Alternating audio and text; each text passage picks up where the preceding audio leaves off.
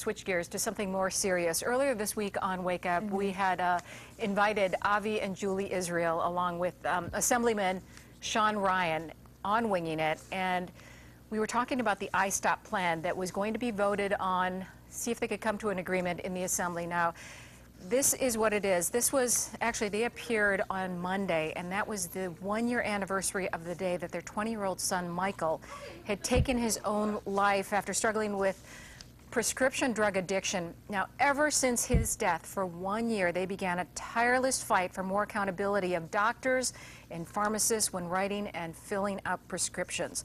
Well, we are happy to tell you that state legislators agreed to the ISTOP plan, making New York the first state to have a real-time online database to keep track of patients' prescriptions. So that means when one doctor writes a prescription, all the doctors that are treating the patient will then be able to just go online, one click, and be able to see what the other drugs are, so that you kind of clarify that. Right. At the same time, if there's any kind of addiction or abuse to it, the prescription, once it is filled, it is also logged on. So the pharmacist also has to take some responsibility, and other pharmacists will know that this was filled within a shorter time that it should have been from the prescription. You hear more and more, especially I feel like with youth, where abuse of prescription drugs is becoming an issue. So I think, you know, it's fabulous that this is finally getting underway. And also, I had my family visiting this past weekend.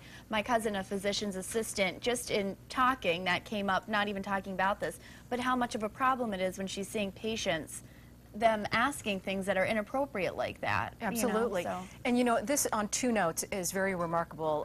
Number one, it's landmark legislation. Right. And it only took 1 year. And you know, some people that may seem like an eternity, but really when you talk about how long it takes certain things to get passed, right. This is going to be voted on next week. They expect a full passage. The other thing I have to say for the Israels, as a news person, on our email. Every single day, Avi Israel would email us, save the Michaels of the world, save the Michaels of the world, and things that they were doing, and to encourage everybody about the awareness and that they needed to do something, call their assembly people. So, congratulations to them. Yes, we are very happy to report that. You did something special last night. Yeah, last night was Wine and Wags. Proceeds went to benefit the SPCA. It was a great event, great weather. Just towards the end, a couple sprinkles started to fall. You know, there was food and wine there. There was treats for the dogs. Did you bring Cora? Cora was there. And Alina. And Alina was there. That picture Nalina took of a dog that had a blue mohawk. Oh my goodness. Yeah, it was so great to see everybody out with their dogs. Gina Browning was there, of course, wonderful to see her. She commented that last year all the Yorkies were there. This year all the big dogs were there. There were Great Danes, there were more than a handful of St. Bernards there, lots of pit bulls there, so a lot of big dogs there, which is nice to see. And it's one of their great fundraisers. People love to go and have a lot of fun. Yeah, it was really nice, really relaxing, and good weather for the dogs, so that's always important. Okay, now we're going to go on to something that's probably giving you a little bit of angst right now. Corporate challenge tonight. We told Amelia, you know what, all we want you to do is come in #1. That's all we're asking. That's tonight at Delaware Park. So we have just a warning to get on a little bit more serious side. If you're driving anywhere near the area and you are not taking part in the race, do not go near it. There are going to be routes that are cut off, streets that you're not going to be able to traverse. If you park there by chance, don't expect to get out at any point. Police are going to be ticketing you.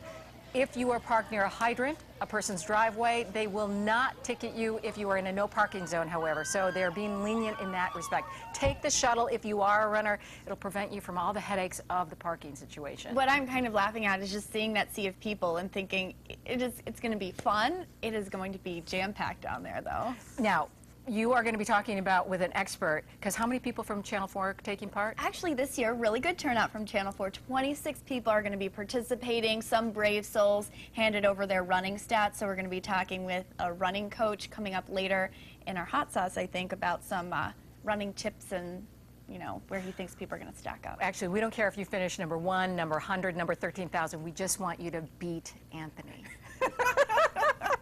We'll find out tomorrow if that